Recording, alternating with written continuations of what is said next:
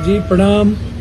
और ख़ास तौर पर जब पूरे देश की बेटी माँ बहनों का सम्मान, स्वाभिमान, अभिमान, उसकी प्रतिष्ठा और इज्जत, ना तो सिस्टम, ना तो परिवार, ना तो अपने लोग और ना ही समाज को भीतर से कोई रिस्पेक्ट ना हो। बेटियों को, माँ बहनों को भगवान की तरह पूज लिया जाता है, लेकिन इज्जत नहीं की जाती और जुगे जुगे इज्जत नहीं हुआ। राम के बगैर सीता की कोई मंदिर नहीं, पार्वती की कोई मंदिर नहीं, राधा रुक्मणी की कोई मंदिर नहीं। आप इतिहास उठा करके देखिए, बस दुर्गा, काली, लक्ष्मी, जहां डर है या आवश्यकता है, लक्ष्मी से पैसे आएंगे, दुर्गा काली से डर है तो उसकी पूजा मीरा की नहीं, अहिल्या की नहीं, कौशल्या की नहीं, बस परंपरा बची हुई है। हमने एक युद्ध के समय देश के माँ बहनों ने अपने अपने परिवार के बीच जवानों को एक धागा रक्षा कवच के रूप में बांधा था कि ये बहन की दुआएं हैं। बहन ने तो दिल से दुआ दी थी, लेकिन आज रक्षाबंधन सिर्फ एक परंपरा बन गई है। मैं सबसे पहले ऐसे समय पर हम पुनः एक मजबूत संकल्प के साथ कि हमारा समर्पण और हम सब की प्रतिष्ठा को जो प्रतिष्ठित करने वाला समाज है, वो है बेटी, वो है माँ, वो है बहनें।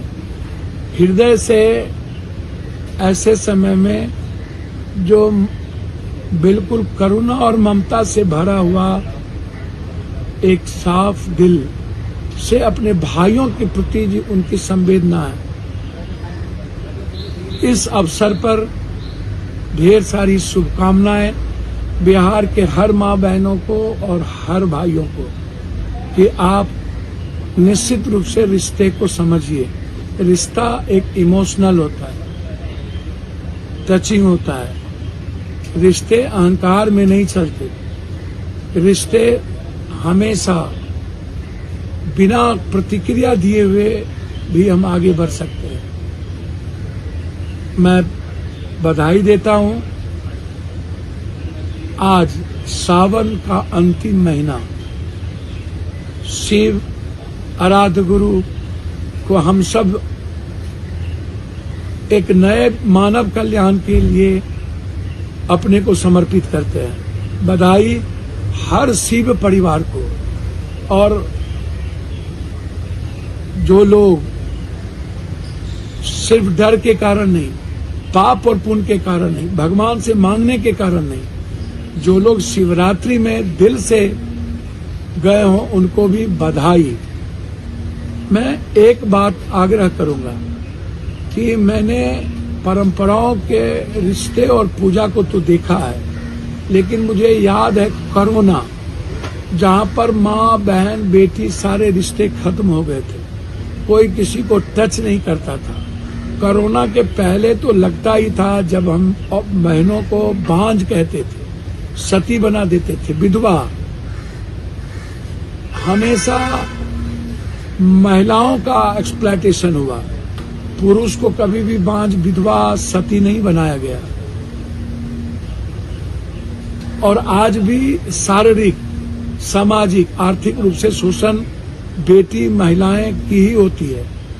ऐसे समय में जब कोरोना के बीच आए थे तो मुझे लगा कि इस दुनिया में कोई रिश्ता नहीं है, इंसानियत नहीं है, कोई इमोशंस नहीं है। बस हम लोग जी रहे हैं दकियानसीब विचारों के कारण कि हमें शादी करनी है, हमें रिश्ते निभाने हैं, समाज चलाने हैं, परिवार बढ़ाने हैं, इसीलिए करना है। ऐसा नहीं है। एक दूसरे के रेस्पेक्ट के लिए होता है, चाहे पत्नी के तरफ से हो, चाहे पति के तरफ से हो, चाहे बहन के, चाहे भाई, चाहे माँ, चाहे पिता। इसीलिए जब रक्षाबंधन की बात आती है तो कोरोना मुझे परेशान कर देता है कि रिश्ते नहीं है इस दुनिया में। माँ कोख में रखती है 9 महीना, पिता, लेकिन पत्नी आने के बाद पत्नी की प्राथमिकता पहले होती है। परंपराओं के मुताबिक माँ 90% रिश्ते कमजोर हो जाते हैं। माँ को 2 साल देने के लिए भी पत्नी से पूछना होता है रिश्ता कैसा है। आप अंदाजा कीजिए, जो खून का नहीं हो, पंजाब से, दिल्ली से, बाहर से हम बम्बई से, अलग गांव से, जिसको हम जानते नहीं है, वो हमारे लिए अंतरंग रिश्ते हो जाते हैं, क्योंकि ये इमोशनल टच है, ये रिश्ता है और उस रिश्ते की इज्जत ज्यादा हो जाती है।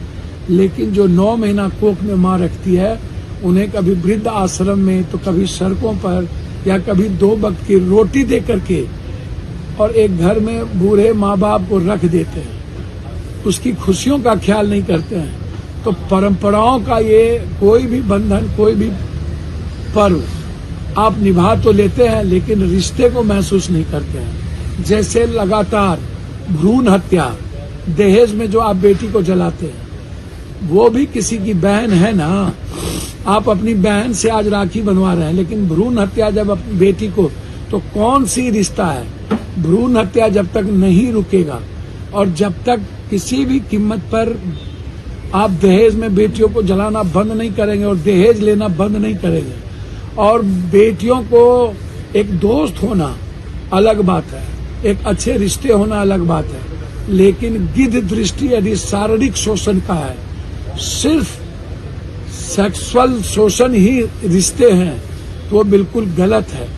मेरा आग्रह है, एक अच्छा दोस्त हो सकता है, बहन, भाई, बेटी, कोई भी, पत्नी, माँ, लेकिन जो हालात हैं सोशल मीडिया के चलते, इंस्टाग्राम के चलते, ड्रग्स के चलते और सामाजिक अवेयरनेस नहीं होने के चलते, जो आज लगातार बलात्कार की घटना, फांसी पर बातचीत नहीं होती है, कोई भी 3-3, 4-4 सालों तक कोई न्याय नहीं मिलता है।